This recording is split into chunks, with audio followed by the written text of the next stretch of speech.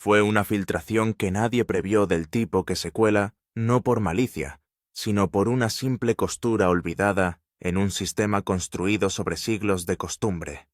Se trataba de un padre que nunca imaginó que volvería a oír el nombre de su hijo dentro de una sala de reuniones de palacio, y puso en marcha unos acontecimientos que harían que el príncipe Harry volviera corriendo a Gran Bretaña tras una revelación que sacudió dos hogares a la vez.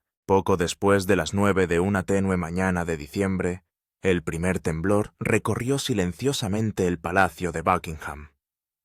Fuera de las puertas de hierro, el cielo estaba bajo y pesado, envuelto en esa luz gris azulada de invierno, que se parece menos a la luz del día que a una advertencia. El frío se había instalado temprano, aferrándose a los muros de piedra y a los árboles desnudos, impregnando de silencio el recinto. En el interior, el palacio seguía su ritmo habitual. Los ayudantes cruzaban los pasillos con carpetas bajo el brazo. Los secretarios privados murmuraban sobre calendarios y compromisos. Los agentes de seguridad intercambiaban información rutinaria en voz deliberadamente baja. Nada hacía suponer que la mañana fuera a ser otra cosa que ordinaria. Sin embargo, en la segunda planta, dentro de una sala de conferencias, normalmente reservada a las anodinas revisiones de invierno, algo ya había salido mal de una forma que nadie podía deshacer. El paquete informativo estaba en el centro de la larga mesa de caoba, con las páginas aún calientes de la impresora. Había sido preparado solo unos minutos antes, como un simple resumen de asuntos internos, próximos, compromisos, calendarios de vacaciones, correspondencia diplomática, notas logísticas de cara a Navidad. Era el tipo de documento sobre el que nadie esperaba detenerse. Cuando los asistentes de alto rango tomaron asiento y empezaron a pasar páginas, el ambiente cambió. La conversación se desvaneció. Un silencio se extendió por la sala, repentino y agudo, como si el propio aire se hubiera tensado.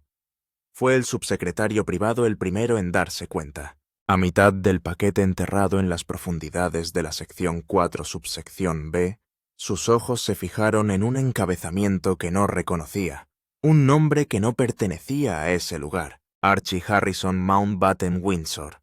Apuntes de educación. Confidencial. Durante varios segundos nadie habló. Nadie se movió. El sonido de las páginas al pasar se detuvo por completo. El nombre parecía suspendido en el aire, pesado e inconfundible. No tenía sentido. Archie vivía en Estados Unidos, matriculado en una escuela privada, ajena a la supervisión real. Su educación no era asunto de palacio. No lo había sido durante años.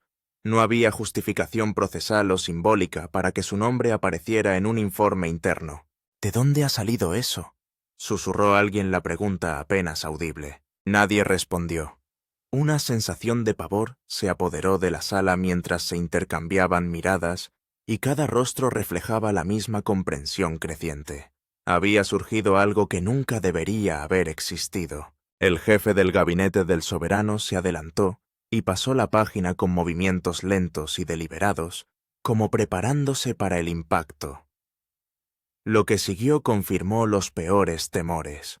Había breves anotaciones que hacían referencia a los itinerarios curriculares, un esquema de las transiciones institucionales y una referencia cruzada archivada vinculada a expedientes que se remontaban al periodo de transición anterior a 2020. Se trataba de registros que deberían haberse depurado, transferido formalmente o sellado de forma permanente hace años. Información que nunca debió sobrevivir más allá de la partida de los Sussex. No se trataba de una intrusión externa. Fue un fallo interno el más dañino, porque hizo añicos la suposición de que ciertos límites eran inviolables. Se llamó inmediatamente a una joven archivera digital. Llegó pálida, visiblemente agitada, con apenas un año en el cargo. Mientras escaneaba el documento, su expresión se desvaneció. Con voz temblorosa, explicó que durante una reorganización de los archivos familiares históricos, a finales de noviembre, una carpeta digital mal etiquetada de principios de 2020 se había desbloqueado brevemente para una indización interdepartamental. Esa carpeta contenía notas de transición redactadas durante las tensas semanas en las que Harry y Meghan negociaban su salida. Notas que deberían haberse borrado directamente. En cambio, se habían archivado mal sellado electrónicamente y olvidado a medida que cambiaban los sistemas y rotaba el personal. Hasta ahora. La habitación parecía más fría. No se trataba de espionaje. Era algo mucho más peligroso, un error institucional arraigado en la inercia y los sistemas heredados, el tipo de error que deja al descubierto viejas heridas, en lugar de crear otras nuevas. Un alto funcionario apoyó ambas manos en la mesa, inclinándose hacia adelante, como si tratara de estabilizarse. Si una sola línea de esto sale del edificio, dijo en voz baja, tendremos una crisis que hará que la primavera de 2020 parezca leve. Otro ayudante tragó saliva. «Lo sabe, Su Majestad». «Todavía no», respondió. «Pero lo hará». Fuera de las altas ventanas, las ramas desnudas rozaban débilmente el cristal agitadas por el viento invernal. Alguien recordó un comentario que había hecho una vez la difunta reina, según el cual las tormentas rara vez se anuncian con fuerza al principio. Llegan en silencio. Esto intuyeron todos, era ese silencio. En cuestión de minutos, el documento fue recuperado sellado y escoltado con protocolos reservados normalmente a asuntos de Estado. Los teléfonos móviles se pusieron boca abajo. Se cerraron las puertas. Las voces siguieron bajando.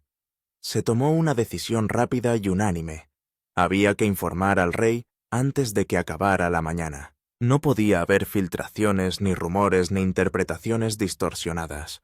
La situación era demasiado volátil, demasiado personal, demasiado profundamente vinculada a un príncipe que ya había cortado casi todos los lazos formales con la institución solo para encontrarse con que la información privada de su hijo resurgía dentro de ella. Cuando los ayudantes se dispersaron, el vicesecretario privado se quedó mirando la mesa donde momentos antes había descansado el paquete informativo. Aún podía sentir el escalofrío, la impresión de aquel nombre en la página, la naturaleza irreversible del error. En otro lugar de palacio, el rey Carlos comenzaba lo que creía que sería un día rutinario, sin saber que en menos de una hora se enfrentaría a una brecha capaz de reabrir heridas que su familia nunca había cerrado del todo. Porque en la quietud invernal del palacio de Buckingham, un simple expediente extraviado había removido algo enterrado hacía tiempo, y antes de que acabara el día, sus consecuencias empezarían a extenderse. El pánico que cundió en la sala de reuniones no se debió simplemente a que el nombre de Archie apareciera en un documento interno. Surgió de algo más profundo e inquietante, una constatación que obligó a los ayudantes de alto rango a enfrentarse a una verdad que el palacio había intentado dejar atrás en silencio. Los registros educativos de Archie nunca deberían haber existido dentro de los sistemas de palacio, no. En 2024 no. Después de la partida de los Sussex, no después de las separaciones legales y administrativas que acompañaron la decisión de Harry y Meghan de construir una vida lejos del control real. Sin embargo, ahí estaban. Para entender cómo había sucedido el palacio, tuvo que retroceder hasta los borrosos y frenéticos meses de principios de 2020, cuando la monarquía estaba siendo remodelada bajo una presión extraordinaria. Las negociaciones de salida conocidas internamente como la transición de Sandringham se desarrollaron con una rapidez y complejidad sin parangón desde la crisis de la abdicación de 1936. Las reuniones de urgencia se solaparon. Las políticas se reescribieron de la noche a la mañana. Algunos departamentos se apresuraron a actualizar los sistemas digitales. Otros los congelaron por completo, inseguros de qué autoridad prevalecería. En ese caos, algunos expedientes nunca se resolvieron correctamente. Notas específicas, marcadores de posición y documentos transitorios se escaparon por las grietas. El expediente de Archie era uno de ellos. Desde los primeros días de su nacimiento, el protocolo real dictaminaba que a cualquier hijo, técnicamente perteneciente a la línea de sucesión por lejano que fuera, se le asignaba un expediente en el despacho del soberano. Se trataba de un vestigio de normas administrativas más antiguas que se remontaban a la década de 1980, cuando la digitalización temprana reconfiguró el mantenimiento de los registros reales y creó sistemas que sobrevivieron a los supuestos en los que se basaban. Y ahora, décadas después, uno de esos supuestos había vuelto silenciosa y desastrosamente a la superficie. Estos expedientes no eran archivos personales, sino plantillas estructurales diseñadas para anticipar futuras consideraciones educativas ceremoniales y logísticas en caso de que un niño permaneciera dentro del sistema real. La mayoría eran simples notas formalidades, nada más. Pero cuando Harry y Meghan dieron un paso atrás en 2020, su marcha desencadenó una reacción en cadena que el palacio no estaba preparado para gestionar. Los sistemas internos tenían que determinar qué registros archivar, cuáles eliminar y cuáles transferir bajo protección de la privacidad. En teoría esto debería haber sido sencillo. En la práctica se vio enturbiado por la política, la emoción y una institución que luchaba por comprender un tipo de salida al que nunca se había enfrentado antes. Mientras los departamentos intentaban cerrar los expedientes de Sussex, un auxiliar administrativo abrumado y con exceso de trabajo, navegando por un archivo digital diseñado décadas antes, etiquetó incorrectamente el expediente marcador de posición. En lugar de marcarlo para su eliminación o transferencia, se archivó en una cola transitoria reservada para actualizaciones no resueltas. El error fue pequeño, invisible y pronto olvidado, pero los sistemas digitales no olvidan, esperan. Y 4 años más tarde, cuando la Oficina Doméstica del Soberano inició una reindexación rutinaria de los expedientes archivados. Un proceso que se completa cada invierno, la carpeta olvidada resurgió. Peor aún, debido a un filtro mal aplicado, sus metadatos se fusionaron con los protocolos de indexación del año en curso, lo que significa que cuando se generó el paquete informativo de invierno, el 4 de diciembre, el sistema reconoció el expediente como información contextual activa y lo insertó en el resumen de la sección 4. Un error construido a partir de un error construido a partir de un error. Cuando el rey Carlos fue informado, la explicación estaba lista, pero nadie se atrevió a suavizarla. La verdad era demasiado cruda, demasiado quebradiza. La monarquía, una institución construida sobre la precisión y la continuidad, había tropezado con su propio esqueleto procedimental. En el despacho del rey, el archivero mayor permanecía de pie con ambas manos fuertemente entrelazadas detrás de la espalda, como si tratara de evitar que el peso del momento se le escapara de las manos. Majestad, dijo en voz baja, los registros nunca debieron persistir. Deberían haberse eliminado durante la transición de Sussex, pero los protocolos de entonces no estaban claros. Algunos departamentos actuaron antes que otros. Se crearon lagunas.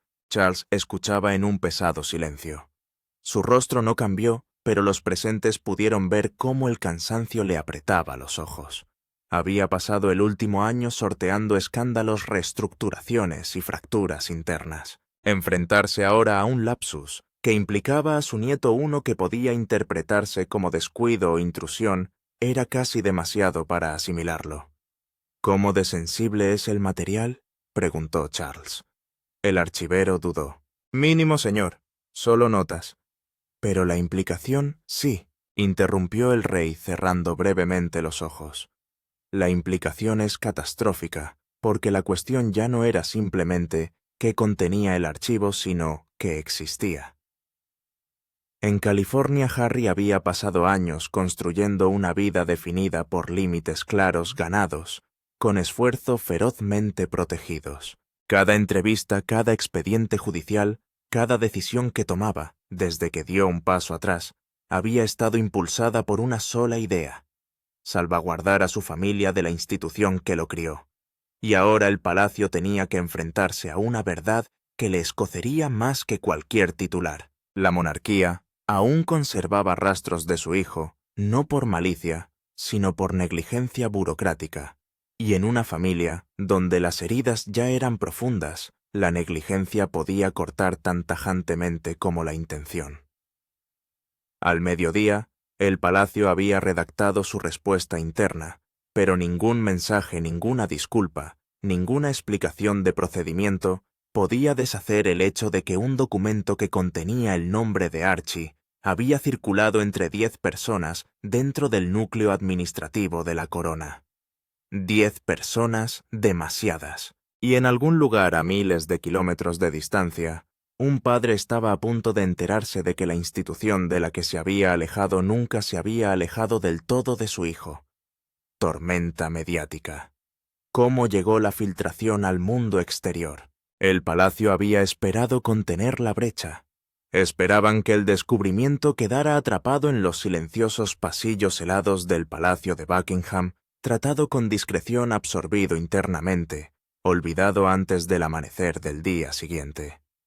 Pero en instituciones tan antiguas el silencio es algo frágil, se resquebraja con facilidad.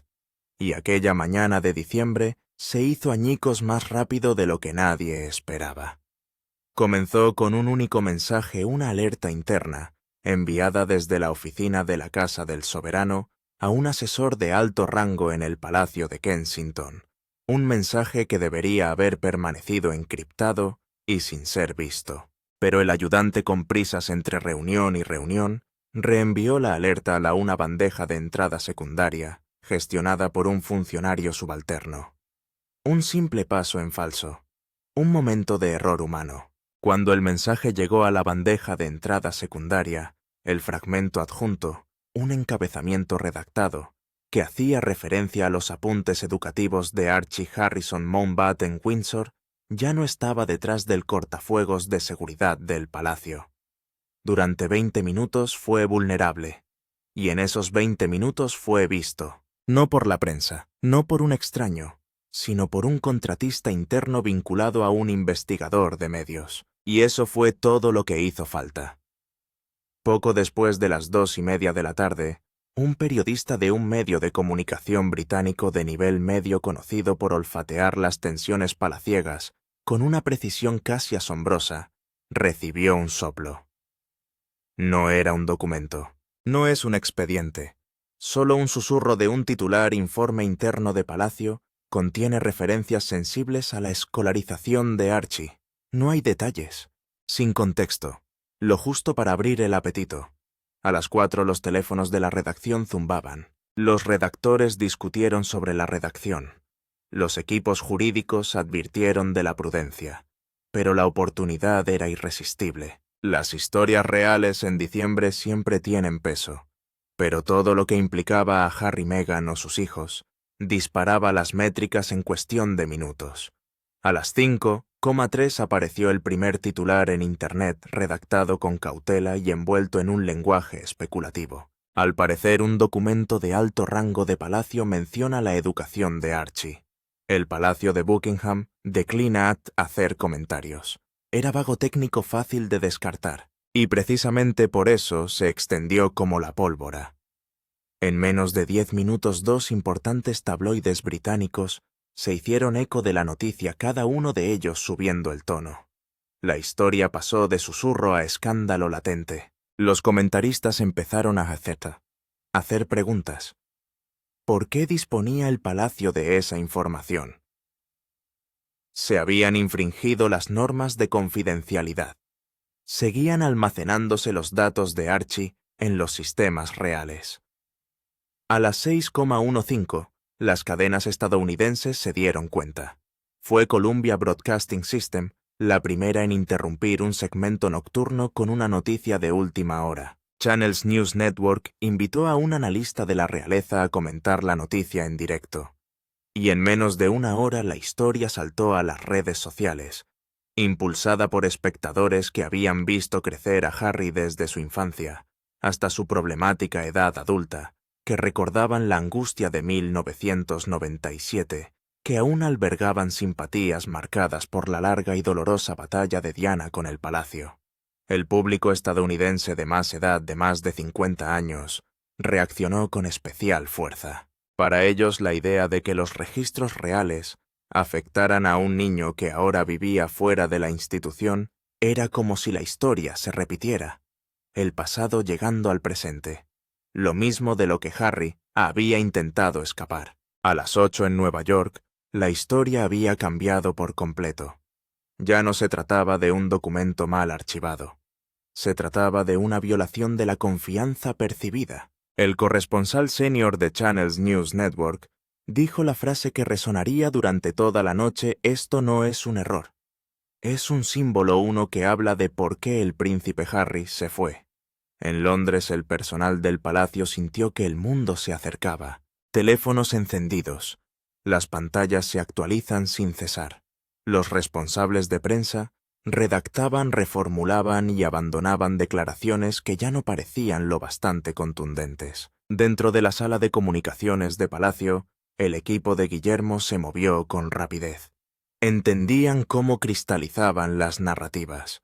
Una vez que la conversación americana estableciera un marco Gran Bretaña, lo seguiría. Y una vez que Gran Bretaña le siguiera la monarquía, se enfrentaría a una crisis mucho mayor que un paso en falso administrativo. A las 9:03 los comentaristas del Reino Unido debatían abiertamente si el palacio había retenido a sabiendas información sobre los hijos de Harry. Algunos hablaban en tono mesurado, otros hablaron con indignación. Pero el tono era inequívoco. La monarquía parecía descuidada, anticuada y peligrosamente fuera de onda. Al otro lado del Atlántico, el nombre de Meghan empezó a ser tendencia en Estados Unidos, luego el de Harry y después el de Archie. Incluso los presentadores de los late night se unieron a la noticia. Uno de ellos comentando con silenciosa incredulidad: ¿cómo puede un palacio perder el rastro de un expediente sobre una niña que ni siquiera vive allí? A las 10 de la noche hora de Londres la noticia había llegado al lugar que más temía el Palacio California. Un único titular apareció en los teléfonos de Harry y Meghan con solo 20 minutos de diferencia. La filtración del palacio puede involucrar los registros escolares de Archie. El mundo se había enterado de la noticia antes de que la monarquía tuviera tiempo de respirar. En el palacio de Buckingham, la noche de invierno se espesaba. Las luces ardían pasada la medianoche en los despachos donde los ayudantes se movían con un silencio tenso y deliberado. El rey había sido informado. Guillermo había sido informado. Ana había sido alertada. La oficina jurídica ya estaba redactando el lenguaje de emergencia. Pero al otro lado del océano, en una tranquila casa de Montecito, un padre miraba fijamente una pantalla encendida con una mirada que el mundo no había visto en años. Una mirada que significaba que ya no se quedaba donde estaba. Porque en el momento en que el nombre de Archie volvió a entrar en palacio, aunque fuera por accidente, la historia dejó de ser política. Se volvió personal. Y Harry estaba a punto de actuar. La llamada que envió a Harry de vuelta a Gran Bretaña. El mensaje llegó a Harry justo antes del amanecer en Montecito, en un momento en el que la casa aún estaba envuelta en esa apagada tranquilidad previa a la mañana. El océano era un borrón oscuro e inquieto, y el aire de California traía un frío que parecía extrañamente fuera de temporada. Harry llevaba horas despierto, una vieja costumbre de años de entrenamiento militar, reavivada ahora por el constante tirón de una tensión inacabada. Había visto los titulares la noche anterior, pero se había acostado con la esperanza de que la tormenta amainara por la mañana. No lo había hecho. Su teléfono zumbó 2 veces un número que reconoció al instante. Londres. Línea privada. Un código de palacio que solo se utilizaba cuando algo iba profunda e innegablemente mal. Contestó antes de que terminara el segundo timbre. No había ceremonia en la voz que le saludó. Ningún protocolo. Solo un asistente de alto rango hablando en voz baja con cautela, como si cada palabra corriera el riesgo de detonar algo frágil. Señor, se ha producido un error interno de información. Puede que ya esté al tanto. Pero Su Majestad sintió que debía escuchar los detalles directamente antes de que el ciclo mediático se intensifique. Harry no respondió inmediatamente. Sintió que en el pecho se le abría la vieja opresión que no había sentido desde los días en que su vida se dividía entre el deber y el resentimiento.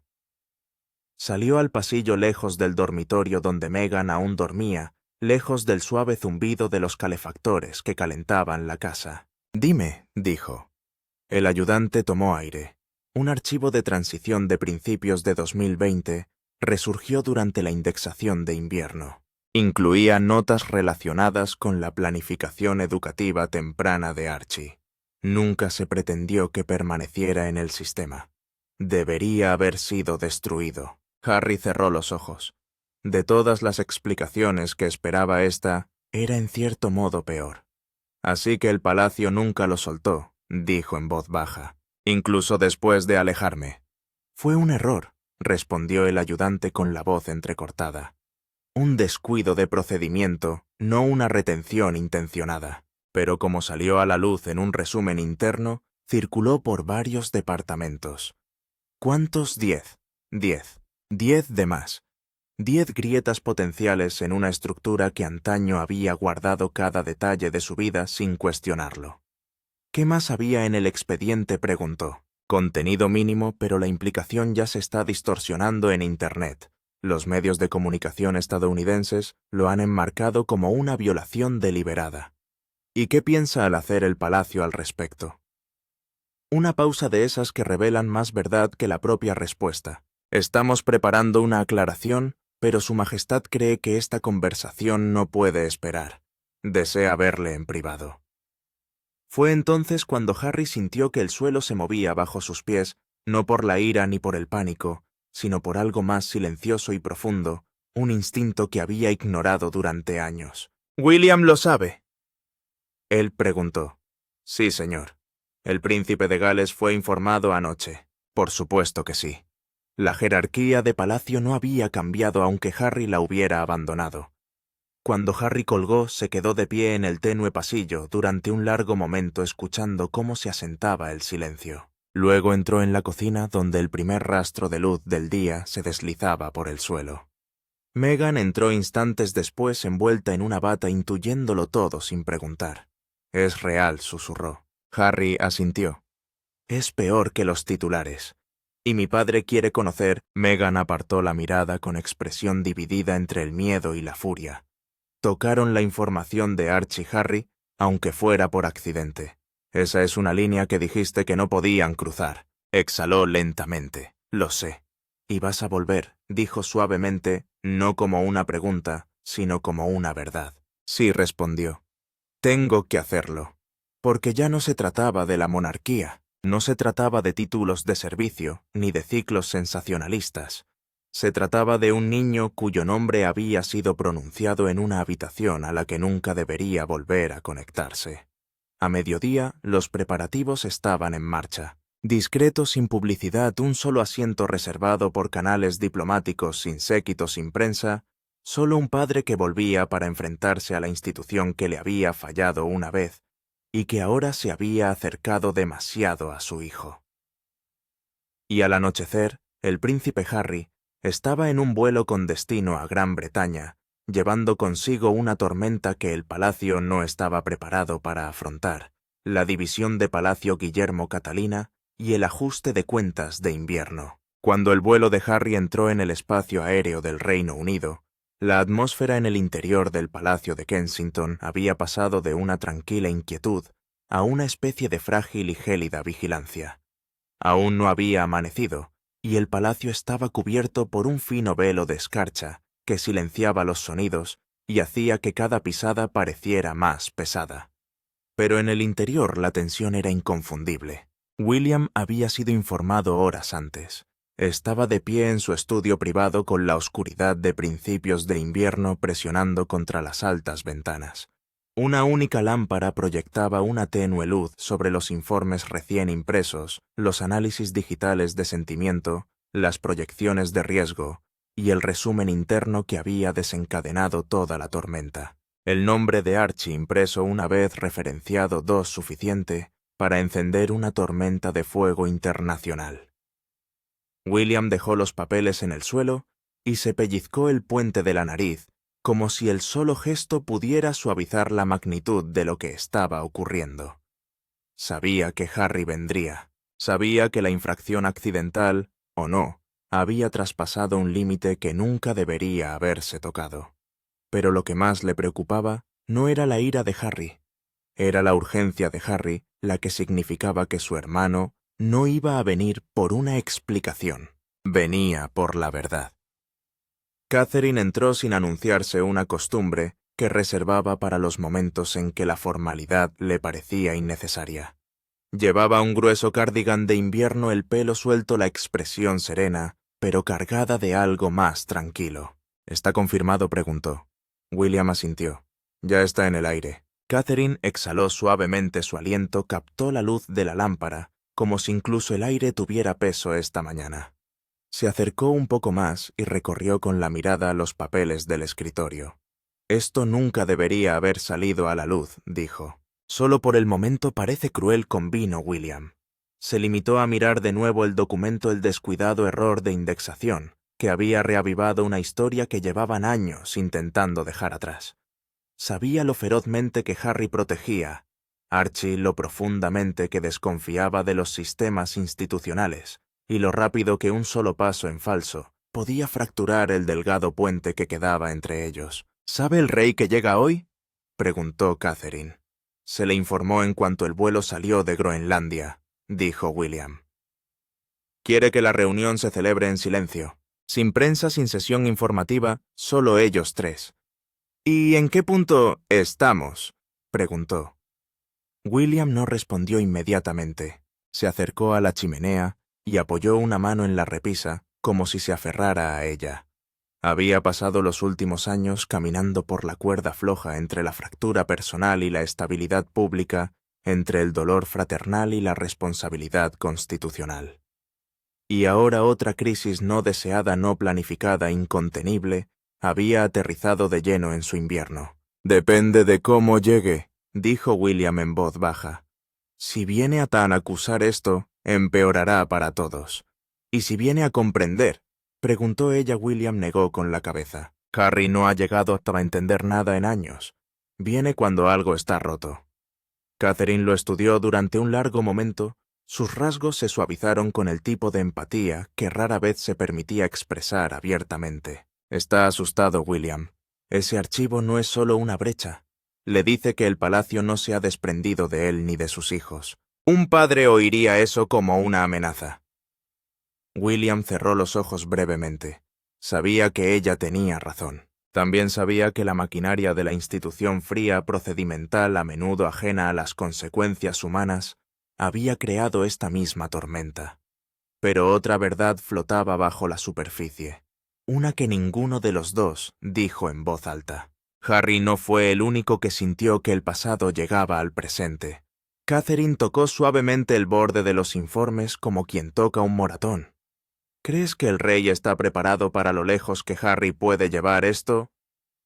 La mandíbula de William se tensó. Él cree que lo es. Pero tú no, no dijo William, porque esta vez no se trata de títulos, ni de papeles, ni de entrevistas. Se trata de un niño. Fuera la primera luz tenue de la mañana, empezaba a abrirse paso en la oscuridad, bañando los terrenos cubiertos de escarcha, con un resplandor pálido y quebradizo. Era el tipo de amanecer invernal que lo revela todo, grietas, sombras, verdades a las que nadie quiere enfrentarse. Catherine se volvió hacia él. —¿Qué harás cuando llegue? Reúnete con él —dijo William. —Antes. El rey lo hace.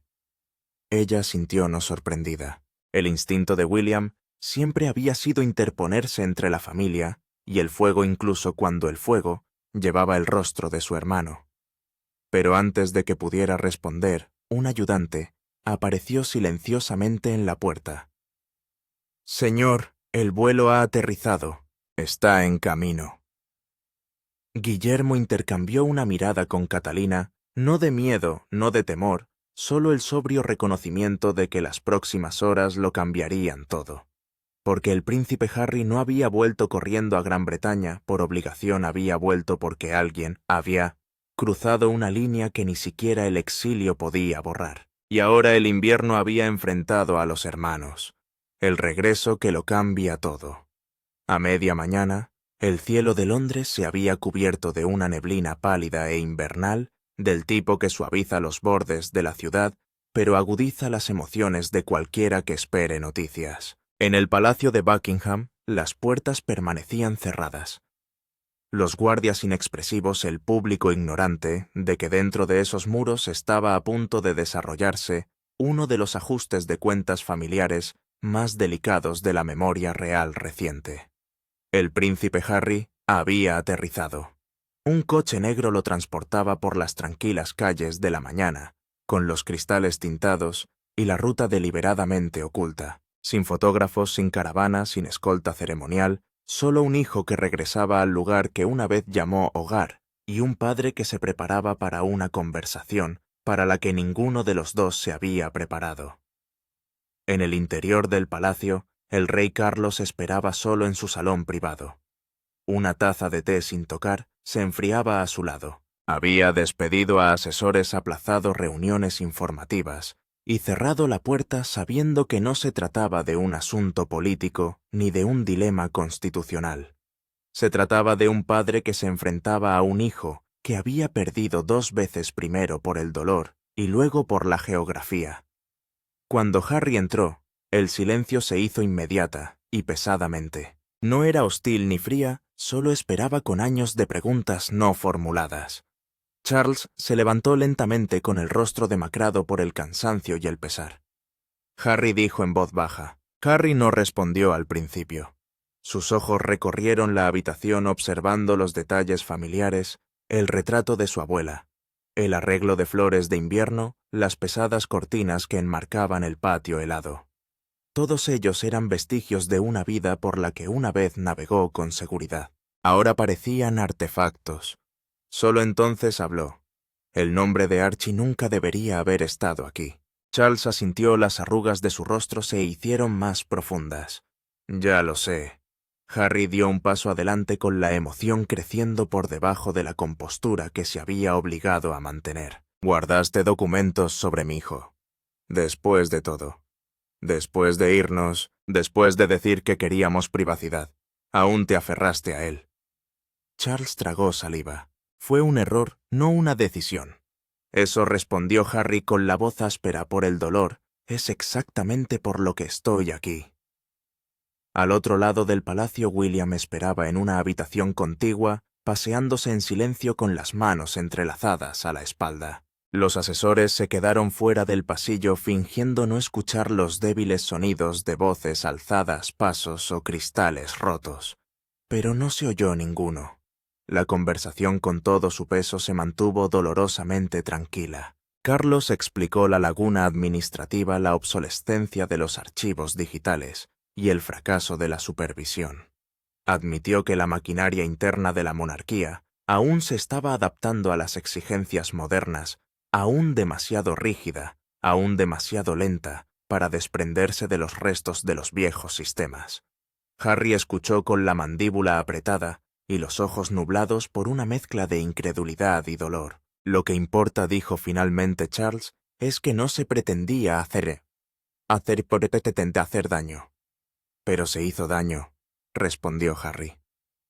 Y una vez más es mi familia la que paga por los errores de palacio. Las palabras perduraron no como una acusación sino como una verdad.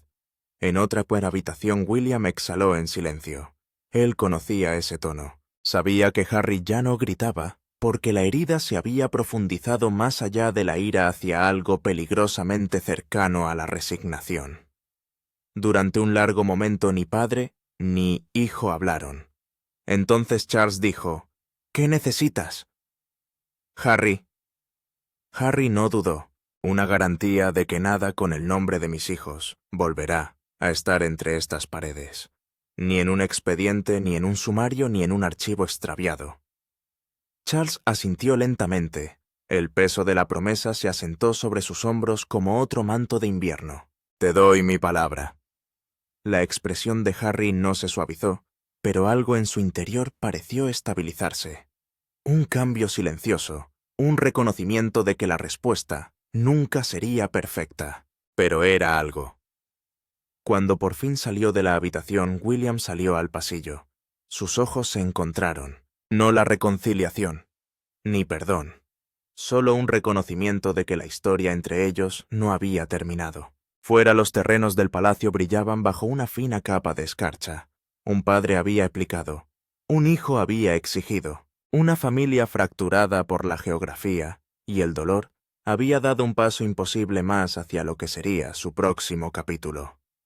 Y en algún lugar de la tranquilidad de aquella mañana de invierno, Gran Bretaña exhaló sabiendo que incluso en la familia más pública del mundo, las batallas más profundas siempre se libran en privado, siempre se libran.